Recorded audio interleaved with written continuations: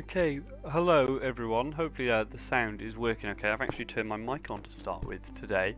I'm just setting up the volume, I'm just turning it all down because it's a bit loud for me. It says a lot really, maybe I'm getting on. Probably more important for me to get this sorted than anything to start with. And I'm just going to set up in the description a link to something I'm going to talk about in a second. So I'm just going to pop it in the description for this video. Somehow, when I've worked out how to do it. And then I'll be able to talk through what the plan will be. Oh, I'll tell you what I'll just do, because that will be much quicker, I think.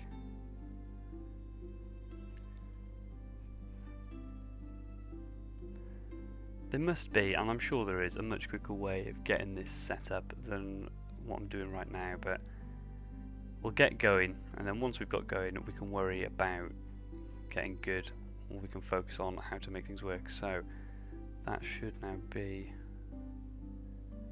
updating, so there should be a link in the description in a moment that should be usable, and I'll also drop it in the comments and pin it to the top just in case that doesn't work so well also.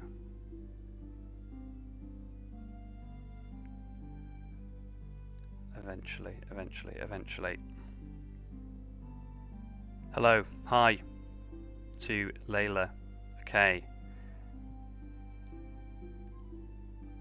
Okay, there we go. So the plan is very, very simply to start considering hello, hi in the comments, is to start considering very, very briefly one of the units of a GCSE topic called Crime and Punishment under the exam board Edexcel. So we're actually quite close to exam day for people who are at GCSE level and are taking this exam.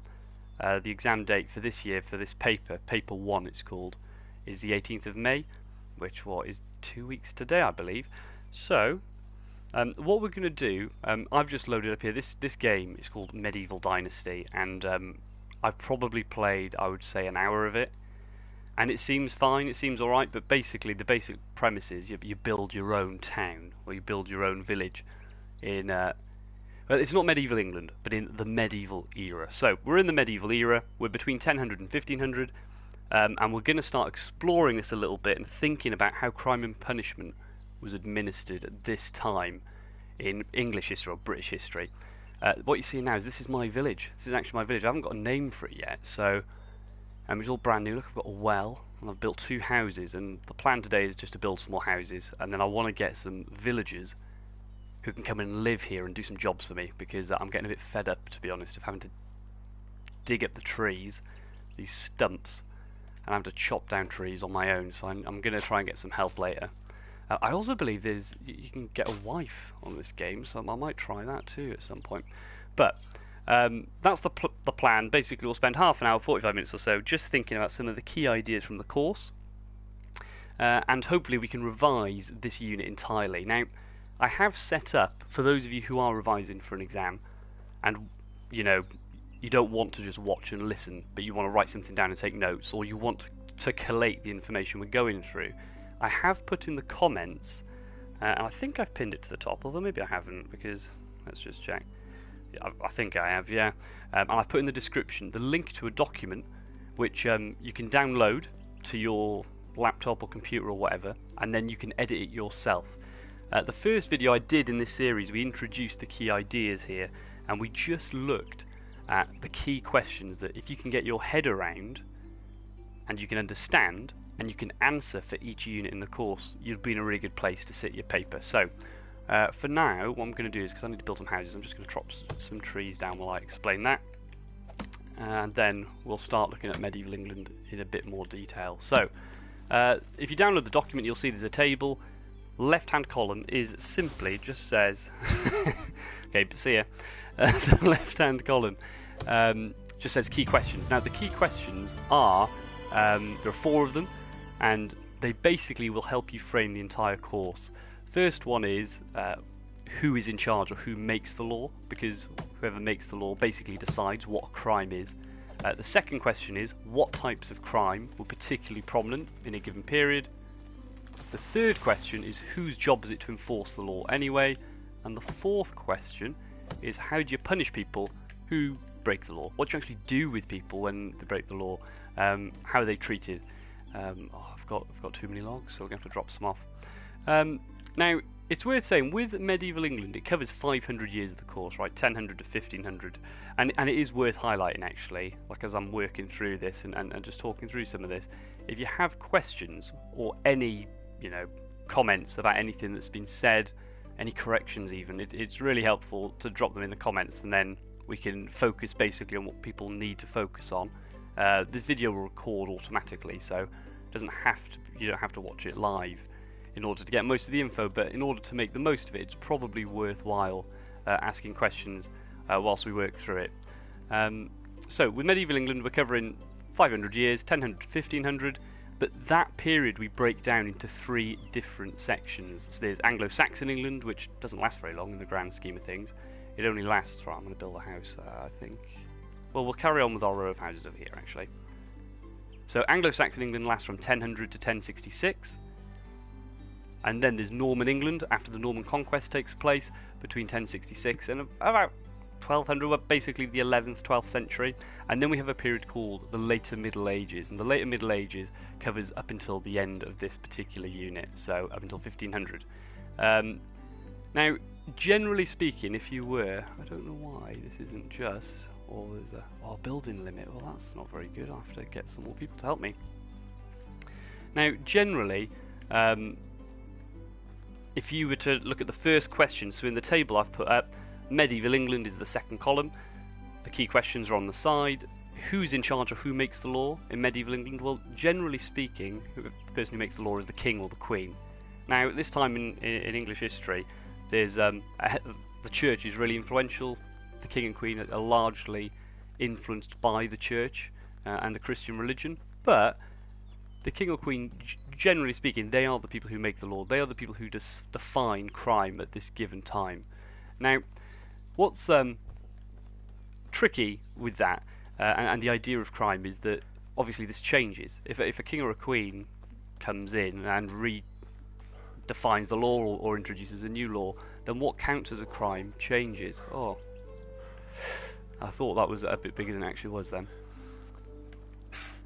And the idea is that in the Norman conquest from 1066, I'm very close to passing out here, it looks like. In 1066, when the Normans take over Anglo-Saxon England and they successfully invade and conquer England, and William I William, Duke of Normandy, becomes William I, he introduces a whole new set of laws, which we'll look at in a moment, which kind of change how crime, or at least what crime is in England.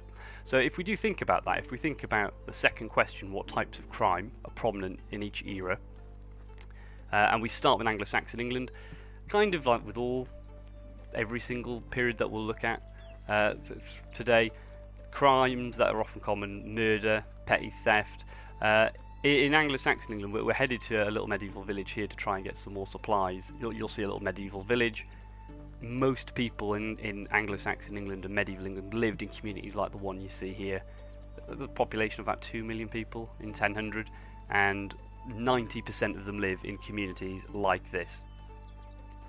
And it means that, as we'll come on to eventually, it kind of makes it hard to repeatedly commit an offence in a certain community. But it means that for lots of people, if there's like a poor harvest or people are desperate, one of the most common crimes you'll see being committed is people stealing food from each other, stealing resources from each other. Whether they were successful or not, I guess we could come to. But that's generally speaking the types of crime in Anglo-Saxon England. There was quite a lot of cattle theft as well, people stealing cows from each other and all the rest. Well, some villagers here not looking too happy about anything in particular. Now, with Norman England, however, the laws change slightly because the Normans come in, they introduce a whole new set of laws. One of the things they introduce, or William introduces, are the forest laws. So basically he marks out a whole area and says that people who previously had been able to hunt on that land could no longer do so. And if you did, you could be executed. And he does that to try and stamp his authority on the country after successfully invading. So that becomes more prominent. And And there are other things as well. There's an increased focus. I mean, I did jot some of these down actually because they introduce a few things. There's an increased focus on kind of establishing the hierarchy in place, ensuring that. Oh, now I spoke to this guy before. He's probably got something for us to do, so we're not too fussed on what they have to say. Oh, right, no, nothing new to do then. Okay, brilliant. One of the things that what we could do is we do need someone to join our settlement actually, so we'll just hello there. Check in here. Romance. You seem very interesting. Can I ask you something? Yeah, why not? Oh, okay, yeah, actually, you know what, never mind. Yes, we need people to join, so hopefully they'll be able to come and help us out, that'll do.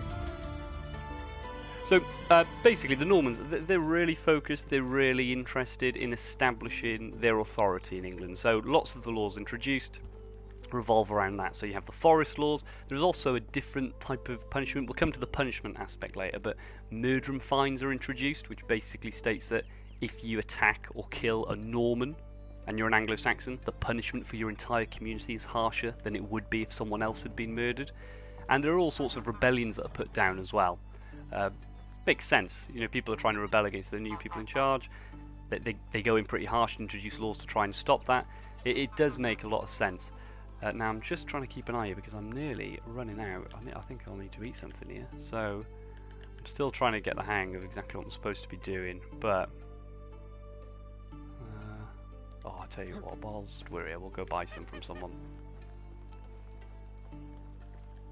So that's the Norman period, and then the later Middle Ages, that towards the end of this unit, there are some new laws introduced regarding heresy. The church tries to reinforce its influence in some ways. There are new laws actually passed by what becomes Parliament. There's a law passed basically saying that people who work, labourers, can't ask for higher wages, so that becomes a bigger deal.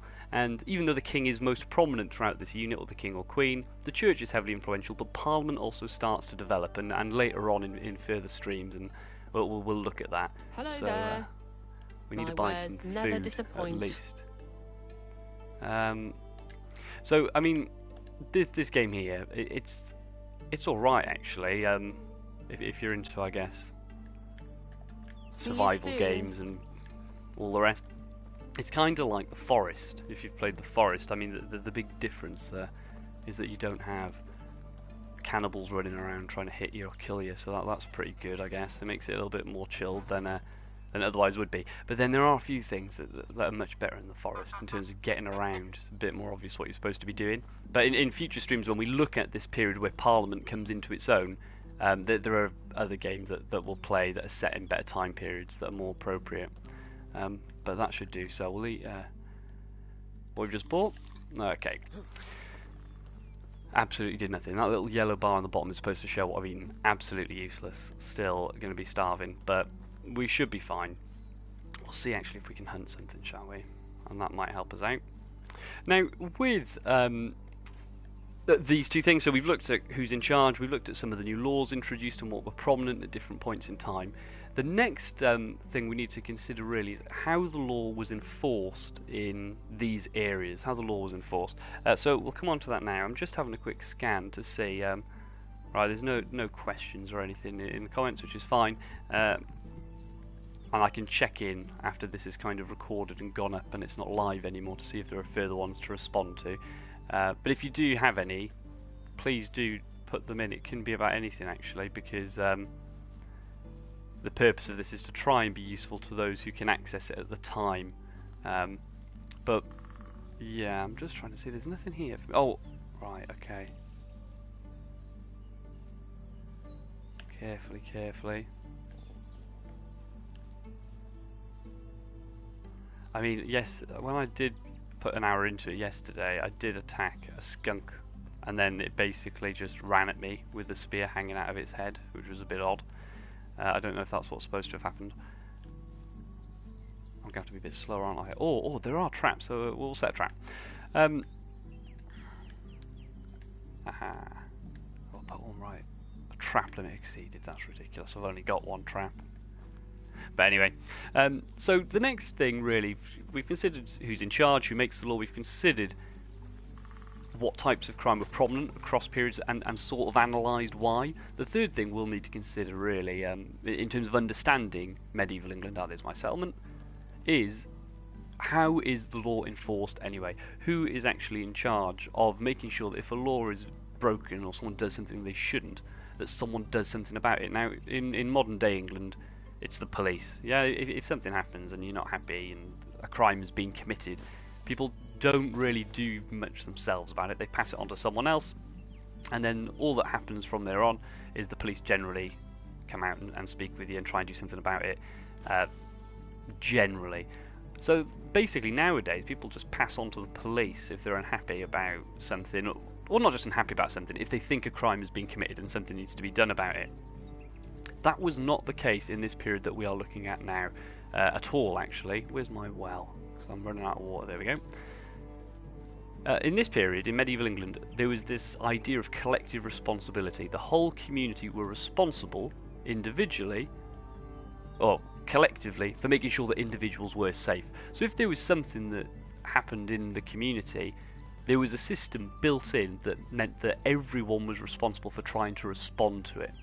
Now I'm just not sure here. I can't build any more houses. There must be something else that I can get on with, because we don't want to just be walking around and be doing something useful. I can only have 5 buildings. Well, whose idea was that? Like, legitimately. Right, we'll go and speak to Sambor, because there's a quest there for us somewhere, I think. So, one of the ways in Anglo-Saxon England that, and at the very least, we can get a bit more wood for when we can build some more things. So, in Anglo-Saxon England, there was a system called the tithing system, and it basically meant that every man over the age of 12 had responsibility for ensuring that people within a group of 10 did what they were supposed to do. So if someone within your tithing, your group of 10, had committed a crime, if they'd stolen something or they'd hurt someone or anything like this, what they would have to do is apprehend that person and take them to court or take them to trial, and we'll talk about what that looked like. It looked very different to how it looks now. And if you didn't, then you might be liable to pay a fine. So that would be a punishment for not enforcing the law for other people. Now this system was pretty organised. So your tithing, there were 10 men in a tithing, and then there were above that hundreds. So 10 tithings would make up 100, and regularly one person from a tithing and one person from a hundred, called a hundredsman, would meet with someone called the Shire Reeve, who was locally appointed to represent the king, and they were all supposed to be involved, at least, in keeping the king's peace. So it was all about the community looking after the community, very different to what we have now. And within that, there was something called the hue and cry. So if you were in the town or the village, if you think about the village that we've just left, if I'd stolen something whilst I was there, someone could raise the hue and cry. Now the hue and cry was basically someone screaming for help. So just asking or screaming or saying someone's stolen something or someone's hit someone or whatever. And the idea was that anybody who was present who heard the hue and cry, they were responsible. Hang on, I'm going to save this because I just realised I'm very low on health here and I don't want to die because that would be annoying. I'd have to start up chopping lots of wood again. The hue and cry meant that anybody who heard the shout would be responsible for going and helping out immediately. Now, these systems were okay, they weren't ideal. I mean, one good thing about it was the idea was everyone should be interested in helping each other, because if I help you get rid of, if I help you catch a criminal, if someone's stolen something from you, then excellent. But if you then help me, even better. So the idea is I help you on one instance and hopefully you'd be able to help me in another. Now that's fairly useful, but a real problem obviously was that not everyone was that bothered and not everybody really respected it or even listened or even focused on this. So we had a bit of a problem generally. Some things are good about collective responsibility, other things they're not so good and not so useful. Now what we're going to think about is, once someone's been caught, either as a result of the hue and cry or as a result of the tithing system, people would be taken to a trial. Now at the time, Religion was heavily influential. Everybody really believed in God, it seemed, or was religious, and you could swear your innocence publicly, and this was called taking an oath. And people who actually agreed with you or thought you were pretty upstanding, and I thought there's no chance that you've done whatever you've been accused of doing, could support your oath, and that would be called being an oath helper. Not an ideal system really, because it relied entirely on just the trust of the community, or the trust that someone was telling the truth. And if someone's committed a crime, likelihood is they wouldn't really mind being dishonest about getting away with it. If there was some dispute about whether someone was being honest, however, someone might be forced to undergo something called a trial by ordeal. A trial by ordeal basically is just basically someone would be put under something, have to do something difficult, and then it would be measured whether you healed well or not, or whether you responded well or not. So an example would be a trial by hot iron. What would ultimately happen? Right, I'm gonna have to go get some food because I think I've already eaten what I'd bought earlier. Right, this is not going so well on the actual playing this game well front. But that's not the focus, is it? So I guess that's fine. Now what would generally happen with a trial by ordeal? And trial by hot iron is a good example. If you'd been accused of stealing, like from, I don't know, Jenny, and you stole a loaf of bread, and you said it wasn't you, and the community wasn't sure they could trust you, they'd make you hold, they'd put a piece of iron in a fire, it'd go red hot, and then they'd make you hold it in your hand until it burnt your hand, basically, and you had to walk a certain distance with it in your hand. It would then get bandaged up, and then in 3 days it would be inspected. If your hand is healing okay, well, that suggests that you're innocent, because God... Oh, hang on. Right. I think it's a bird. Oh, nope. Oh. We're going to have to get practicing on that. If your hand was healing okay, it meant that you were innocent and that God was healing you. If you were guilty, however, that was shown by the fact that the injury on your hand would start to be infected, it would start to look a bit gross, it just wouldn't be particularly nice, and people thought that God would be working through this process to determine who was guilty and who was innocent. The idea simply was God would heal you if you were innocent and not if you were guilty. Now the weird thing is, this wasn't a punishment, this is a form of law enforcement. This was a way of finding out if someone was guilty or not. If you were guilty, you would then be punished. If you weren't, well, you've had your hand burnt, but at least you're okay and nothing else would happen. Now the Normans, when they come to England, they quite like most of these systems. They like the tithing system, they like the hue and cry system, they seem to work fairly well for the time, and they quite like the trial by ordeal system, but they add trial by combat. And this is basically when whoever had been accused of committing the crime would have to defend themselves with a sword, and they'd have a sword fight, and it was the same process. If you win, and you've been accused of a crime, then the idea is that you are then innocent. That's the idea. Now, thank you, Fiona. Great. I'm glad, because at the minute I feel like I'm running around desperately between two places because I don't actually know how to play this game, talking about random stuff. So hopefully some of it may be useful. Now, with the punishment side of things, which we'll come to in a moment, it's worth saying that is completely different to how we sort of envision punishment now. But we can build on that in a moment, because I'm going to need to try and buy something here, aren't I? Because Best goods in the valley. Best goods in the valley. Well, not enough coins. How is Right, I life tell you treating what. you? Goodbye. This could be our chance, right? This could be the chance to actually try and see law enforcement. I'm going to save this first, because I don't know how this actually plays out. But I know that some people in this town have money in the house. So we're going to go on the rob, and we're going to... is that saved? Okay. We're going to see if we can get some coins from some... I know that there's... So... We'll see. Oh, that's empty. Brilliant. If we can just rob stuff. Steel bag. Iron hoe. I do wonder what will happen actually, and whether anything I've just explained will actually be proven. I mean, that could be quite fun. So we'll see. We'll see if law enforcement works, and then we'll look at how I might be punished if it turns out that I do get caught doing anything that probably shouldn't. Oh, yeah. Now, it'd be nice if there was something to steal, wouldn't it? Just wandering around. There's absolutely nothing here. Which, to be fair, is probably quite accurate. People didn't have a lot of money and goods and things to keep, did they? Hi, BR. They didn't have much to really, so I guess this makes sense, but it's making this bit a bit annoying because as if you can see in the bottom left, my health indicators are not looking particularly healthy. So, oh, what we got? Oh, a stick and some straw. Okay, brilliant. I guess I can find something to do with them. Nah, not looking good. I don't know if I can pickpocket people. It might be worth a shout. We won't pickpocket the child. Now, in the later Middle Ages, things generally stay the same. It's worth saying with law enforcement. Although there is a little bit of a shift because I can't steal that from right in front of them, can we?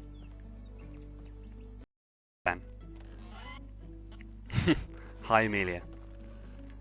Now, no. In the late Middle Ages, things shift a little bit because there's more of a focus on law enforcement officials being put into place. They don't have a really clear defined role, but they kind of do.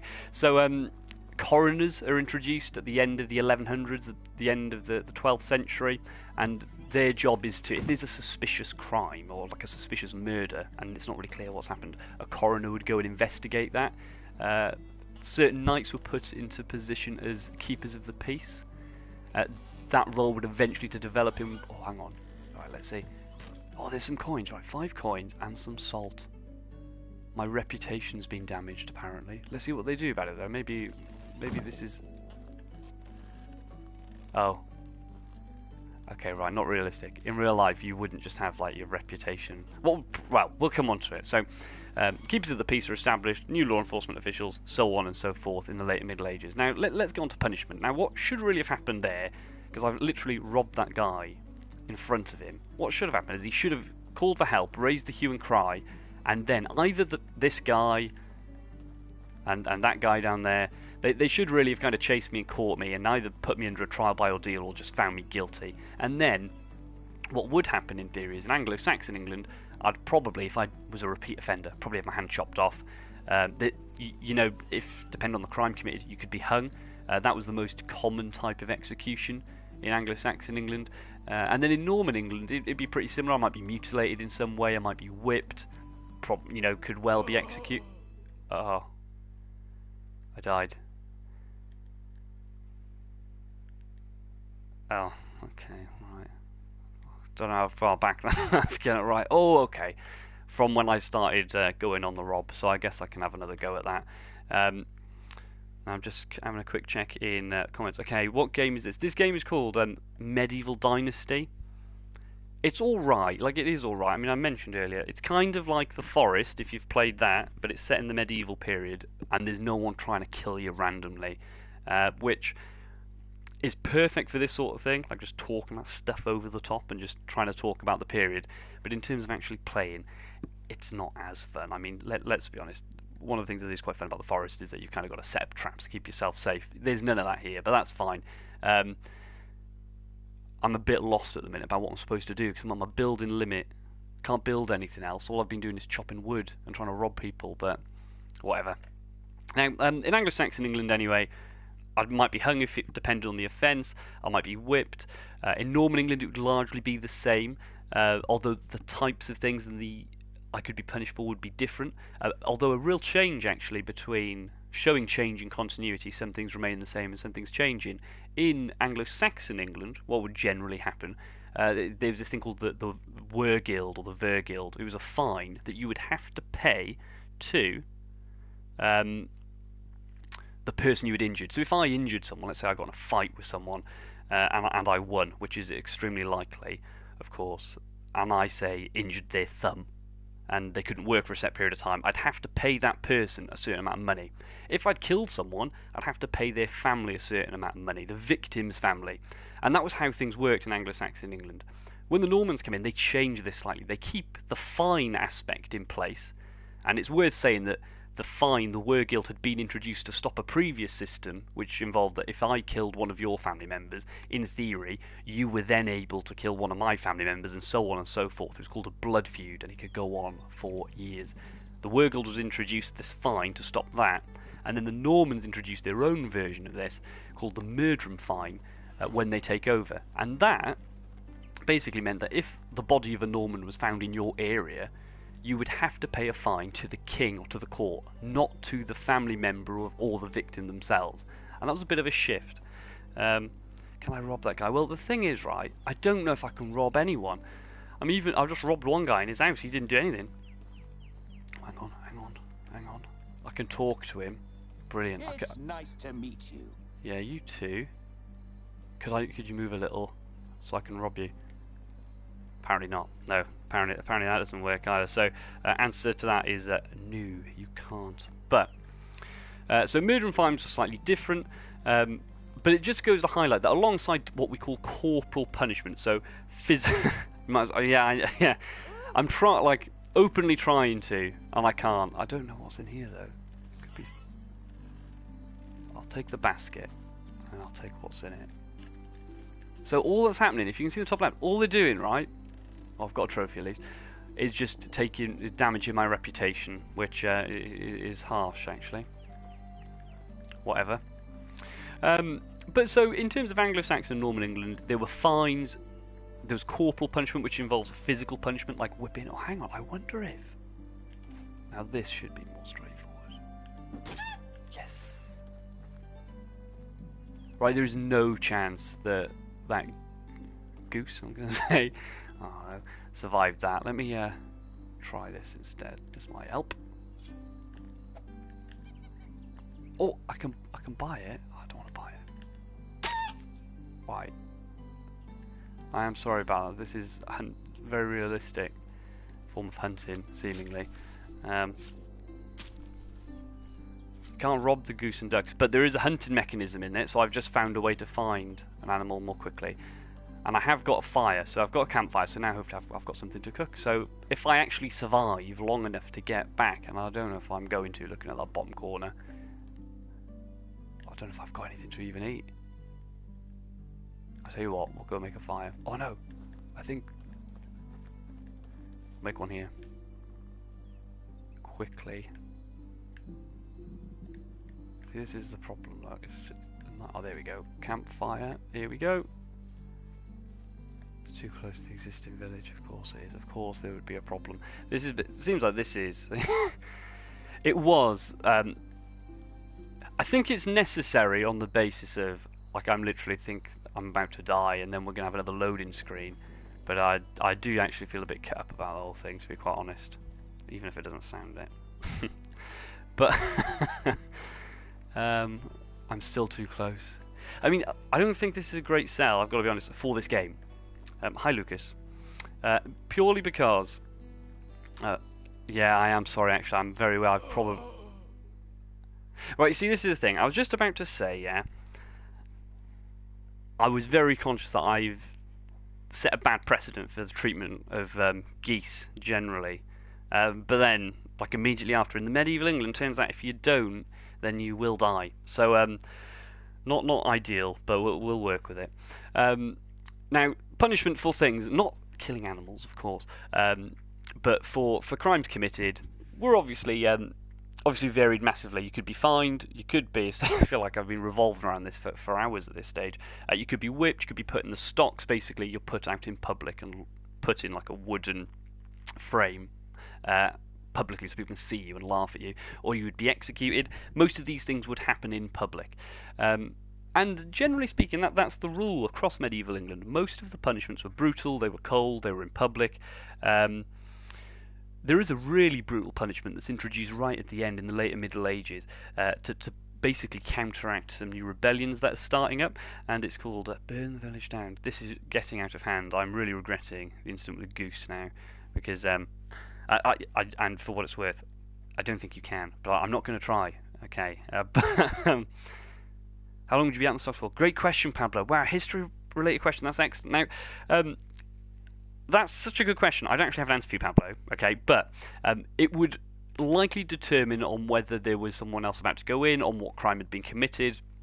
A lot of it, what's hard in medieval England is a lot of this really revolved in the community you were in and what sort of example people wanted to make of you. Now, one of the reasons all these things are public, and this will come back to your question, one of the reasons that these things were public was it just essentially highlighted to other people what would happen to you if you tried to do the same. So if you, say, stole some fruit or a tomato from some... Well, I don't think there were tomatoes in England in medieval England, actually. But let's say you stole a loaf of bread. Well, that's the classic example I'm going for. If you were always stealing bread and someone put you in the stocks in public, the idea was that community would put you there for the amount of time they thought, or, was necessary to show other people that they shouldn't do the same. For repeat offenders, you'd probably be in there even longer, and it would get harsher and harsher and harsher. The question, who were the lawmakers? So at the time, the people who were establishing the law were the kings or queens. Parliament was slowly starting to develop at this time. I think I did rob some coins, so maybe I can actually go and buy some carrots from what's her name in the shop. And the church was heavily influential over the laws that were being introduced as well. I'm not going to try that, for whoever's just dropped that in the comments. And for getting into a knife fight, well, in terms of fighting generally, right, I'll be honest, it is not necessarily the case that would be seen to be a clear crime. Actually, if someone had been assaulted or attacked and it wasn't in kind of a fight where both people were involved, that would be slightly different. Oh, it turns out, right, after all that running around down there to get fire, there's one right here. Brilliant. Now, I tell you what, we're going to try... Hail, friend. Get over for... Right, let's try, see if we can... You seem very interesting. Can I ask you something? Oh, I can't. Right, just join my settlement. I can't. Like, there's a lot of reading. That's one thing I'm noticing in this game is they say hello to you, they say alright, and then everything else after that is you just reading, right? No, I'm absolutely right, Fiona. That's exactly what I was thinking when I refused that. So things were all about being public to humiliate people, and the key idea, especially early on in medieval England, was retribution. Now, retribution... do you know what? I would like to see what would happen. Right, let me start blocking and seeing if he starts. I don't want to start it, because that would be a very bad example, but I do wonder what would happen if you can... Okay, you can punch things. I'm not going to punch the guy, because that wouldn't, It's not Skyrim. It's not. I mean, it's a similar time period. It's not fantasy world, this. I don't even know what country this is set in. I don't even know if it's set in a country, to be honest. I'm not going to right hook him in the job. Oh, we found some coins though. Right, here we go. I'll just take these. And kill my reputation while we're at it. Not that I've got much of one. You right hook you. But the idea is retribution. Now, it's worth saying, in the context, if I was going to, which I'm not going to, if we were going to punch Berthold in the face whilst he's minding his own business and doing absolutely nothing wrong that would require that or deserve that, you could say, I have hurt Berthold, and especially because, I'm sure, it would hurt Berthold. The idea is, I've hurt him, so a large motivator for punishment at this time was, well, if I've hurt him, someone should hurt me. And this is the idea of retribution, okay? Do it for the sake of revision, you'll be a real criminal. The thing is, I'd be really interested. I don't know where she's gone. But I need... Is anybody selling anything? Farewell. I need like something to eat, because I'm going to die again. And I can't... Oh, hang on, he's got stuff. My wares never Animal feed, disappoint. milk and manure. Brilliant, brilliant, brilliant. The lady who was at the shop earlier is absolutely... What's in here? Oh, goodness, I've died. Literally died in the soup or whatever that is. Well, we might start exploring what we can actually get away with in the game in a moment. But retribution is the idea. You've hurt someone else now gets to hurt you. And that was in large part, that was a lot of what would happen. I agree, Fiona. Peer pressure for Sir to beat up a fake man is wrong. Yeah, absolutely. But it might actually say something useful, given that I've got to wait now. I mean, it's not a great sell. It's taking so long to actually just get food, just to go back to my campsite and see if the people I've sent over there are up to anything, but whatever, I guess. Uh, um, but retribution, public humiliation, these were key motivators for why people punished people in medieval England. And one thing that's actually quite useful in seeing this in the village that we're looking at now is that if you think about this town or this community, the one I know has got a loading screen here, but if you think about the community itself, if you repeatedly commit an offence, or if you commit an offence, there is no policing system. Okay, there's the tithing system where you are responsible for making sure other people enforce the law, and there's the hue and cry. But really, these aren't super effective. These aren't super effective ways of enforcing the law. Now, I'm interested in this one. What is a Brexit tackle? Can I Brexit tackle a guy? I don't think they've built an option in actually to do that, but I'll be honest, I'm not quite sure what it would involve anyway. If the law enforcement system is not very effective, and you don't catch, let's say you only catch 30% of criminals, you really need to go to town on those 30% to make sure that other people don't look at this. I didn't pirate this game. My channel's name's going to rake through the mud, actually, for what it's worth. Although, maybe I could eventually work towards, if I got enough views, or if I got enough subscribers, and I got enough people watching, what we could work towards. Right, I'm going to go and find that house, actually, the one I got the coins in it, before she shuts up shop. If we got enough people actually involved, maybe I could start getting in touch with developers and saying that people need this for their education, because this is why I'm doing this. This is why I'm playing this right now, guys. It's for the purposes of education. It's not because it means I get to play PlayStation at home and I get to talk about history. That's not why I'm doing this. I'm doing this because I really care about the education of people doing GCSEs and everyone really. So in order for people's education to benefit, I think we need to get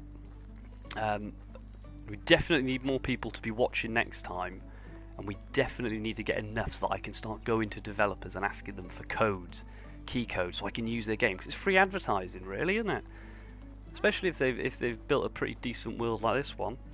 But anyway, she's still not here, so we've got a bit of a problem. But anyway, if you only catch 20% of the criminals, if you don't catch everyone, if there's crimes that are often going unnoticed or under the radar, when you catch someone, you've really got to go to town to make sure that other people don't want to do the same. That's called a deterrent. You put people off doing something for fear of the consequences of doing that thing. So that's why in the later Middle Ages, and another example of a punishment at the time, people who'd been accused of treason would really be punished harshly. A law is introduced, a new type of punishment is introduced, where people would be hung, drawn and quartered for violent rebellion against the king. Now, this would mean that you'd basically be hung until you nearly died, and then the rope would be cut. You'd be pulled by a horse, generally. You'd be tied up to like a fixed point, and the horse would be pulled until your joints basically were being pulled out and popping, and then your intestines would be your stomach would be cut open and your intestines would be pulled out whilst you were still alive. It was brutal and it was public, and the whole purpose of doing that was purely because people watching would know if you did the same thing, then the same thing would happen to you. If you've got a relatively effective police system and you're catching more criminals, you don't really need to go so hard in on people. Who would have been the king or queen at the time? Well, it depends which part of the period we're looking at, okay? So if you're looking at Anglo-Saxon England, well, the final Anglo-Saxon king is Edward the Confessor. Then you've got Harold Godwinson very briefly before William the Conqueror takes over. And then in terms of influential kings, Henry II is a pretty big deal at this time period. He's the one who was the falling out with Thomas Becket. If you're interested or you need to know anything about the religious influence of the church over kings at the time, the story of Thomas Becket's really important. Henry II is trying to reform church courts. This is all linked to crime and punishment. The church basically had... It's not good, is it, this? This is really not good. It's really not good. Just right. So let's have a look at the comments while we're waiting. Will you play Minecraft with me? I can't. I can't play Minecraft with any of my subscribers or watchers, I'm afraid. Although it's worth saying, I'm starting to appreciate. Oh no. Okay. I think I clicked the right one. I'm starting to appreciate Minecraft. It's much bigger than I realised, and you can build a lot on it. So I do think that there's some mileage in using that for a lesson, actually. So we'll see. What else is there? Can you be executed in some countries? Yes, absolutely. Today, yes, you can. You can still be executed in certain countries. I did see a question there about. Oh, it's a statement from Pablo. So he's just saying, "I'm so glad the worst we have today is life in prison." Yeah, I mean, it's interesting. We will. Oh, I'm so happy the worst we have now is a life sentence. We'll come on to this, right? Because when we look at future units, we're going to look at how the death penalty is abolished, and the fact that when it was abolished, when the death penalty is removed and people can't be executed anymore, the attitudes and the reasons why that happened are actually super interesting. Most of the public were pretty supportive of executions when executions are removed, so we'll explore that. But in medieval England, that was the punishment. That was a pretty regular, serious punishment, of course, but pretty regular, because you need to scare people. And being hung, drawn, and quartered was probably the most brutal example. You want to humiliate people publicly, you want to offer retribution, the people who've hurt other people need to be hurt in return, and you need to make sure that people are deterred, there's a deterrent, that people won't want to commit the same crimes. Now, that's pretty much, in terms of content here, that is pretty much all we need. So if you've been tracking this on the worksheet I've uploaded into the comments, if you've been tracking this at all on what I've put in the description on the worksheet that you can download and fill in, it's worth kind of tracking through and thinking, right, who made the law at the time? Question 1 in medieval England. Well, it was the king and the queen, and even though the church was heavily influential, the story of Thomas Becket where the king tries to change the church courts, he doesn't. Eventually the Archbishop of Canterbury is murdered, the king's really sorry about it, so the church is powerful, but maybe not as powerful as the king. The king is making the law. Answer to key question 1, who makes the law? The king or queen? Back to here, brilliant. Can't wait to do the same thing again. Die back on the way to my settlement. Key question 2, what types of crime are prominent? Well, theft, petty theft, especially in Anglo-Saxon England, cattle theft is a big deal. In Norman England, becomes more prominent the idea of rebellion or treason, the forest laws, having to respect the new king. In power, the Normans. Key question 3, how's the law enforced? The tithing system, collective responsibility, the hue and cry, and how are people punished? Corporal punishment, physical punishments, capital punishment, executions, hanging, particularly brutal forms of execution such as being hung, drawn and quartered. If you're working on the worksheet, bullet point these things in each box, because it'll be really useful when we start working through coming videos and coming games. We're going to discuss how these questions are answered in different time periods. And what should happen by the end is you should have an A3 worksheet that is filled with information that then can be taken and put into exam questions. On the mark scheme for the exam, for those of you who are doing GCSE history and have an exam coming up, or will be doing this next year, or may even be interested in doing it in the future, one of the things you are asked to look at is whether there is accurate and relevant information within your answer. If you had an A3 worksheet for each unit, medieval England, early modern England, 18th and 19th century and modern day England, if you had all that and you had the answers to all these questions, you would have loads of what the mark scheme calls accurate and relevant information that you could include. So it's really worth doing that if you've got an exam around the corner. It's really worth thinking about it, even if you're say in year 10 and you've got an exam next year. And the good thing is this will be recorded for the use of that going forward also. Why did it take so long to load things? Yeah, good question. I don't know. I think half of this has been me looking at a loading screen, talking to myself, to be quite honest. And yes, GCSE history, very exciting. We like GCSE history. Now, that's basically it. Now, going forward, the next video that I upload, I'm going to aim at the moment for Tuesdays and Thursdays, purely because if we stick to Tuesdays and Thursdays, we will have done all of the course by the time the current group of Year 11 pupils do their exam on the 18th of May. We'll be finishing that week. So next week, on Tuesday, I'm going to play Assassin's Creed 2, and we're going to be thinking about early modern England. The same questions, the same ideas, but in a different time period. And then we're going to play next Thursday, probably Assassin's Creed Syndicate, and we're going to think about Jack the Ripper briefly, because he turns up, or whoever Jack the Ripper is turns up as part of the course. So we'll need to have a little think about that, and we'll explore the area of Whitechapel where the murders took place in, on a video game, but still. And then I'm undecided on how we're going to look at modern day England. So if you've got any ideas of video games, especially open world games like this where we can wander around and talk about them, if you have any ideas of a modern video game set in whatever, like honestly whatever, I'm not playing this one again, it should be probably okay for you to say. If you can think of a game set in the modern, I don't know, it doesn't have to be in England, but in the modern day where there's a policing system, suggest it in the comments. Be really useful to have a think about that, and we can kind of move forward on the last revision session looking at that then. Again, the questions will remain the same, those 4 key questions, but the answers for each period will change slightly.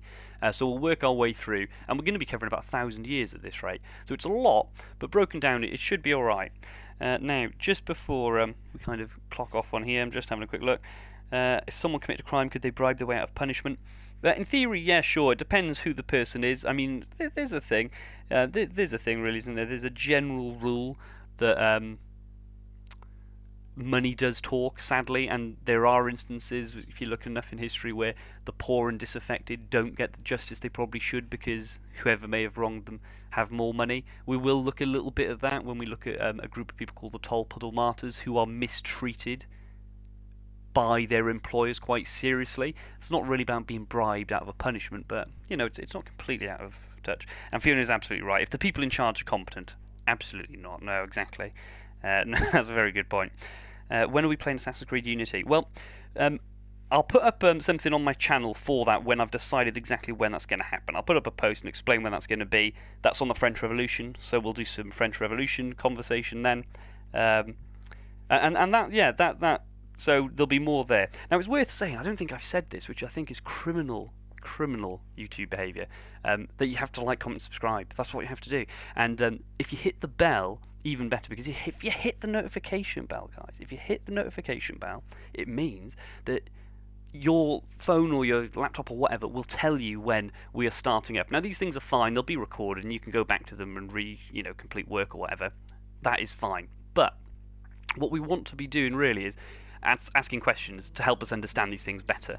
So if you hit the bell and you can come in whilst we're doing this live, you can, as we've done today, you can send in questions, we can look at it from there. What we learn after French, I'm not going to talk too much about what the plan is going forward with curriculum stuff, but we are going to be, in answer to the question there, we'll look at the British Empire coming up after we finish with the French Revolution, and then we'll look at some different things from there. Yeah, exactly. I'm turning into a real YouTuber. I want to be a real streamer, guys. I'm even going to try and get a camera. That's what I'm working on. So I'll have a chat with my wife about this. I'll say I need a camera so I can have my face in the bottom, because I'm told that's what I need to do. I'm told that's what that makes me. That would be the real deal then. No messing. But it's worth saying, YouTube is so easy to get onto. If you want to ask questions and get more out of sessions like this, it's definitely worth subscribing and hitting the bell. And I think last time I checked, right, whoever is, or HMM, whoever you are, that's what I was just about to say, yeah? I've nearly got 100 subs, guys. I've nearly got 100 subscribers, which feels like it's come out of nowhere, because I had about 10 the other day, right? And that was myself and 9 family members. So something is moving, which is great. We need to get to 100. We need to get to 100. So if you haven't, you need to share this too. I don't know if YouTubers say this, but I'm scandalous. So share it, because, like I say, it's not for me. It's for you guys. It's for the sake of education. So what we're going to do, I'm going to chop this off now. Assassin's Creed 2 will be on Tuesday, probably the same time, about 8ish, because I've got to put my kid to bed, and they don't exactly go to bed exactly when you'd like them to. So about 8ish we'll start. We'll think about early modern England, 1500 to 1700. The same questions. I'll upload another document with some of the updated information from today for those of you who want to track this that way. And that's it, yeah? So if you've watched or commented or anything, thank you very much. Have a good evening. Thank you very much. Bye.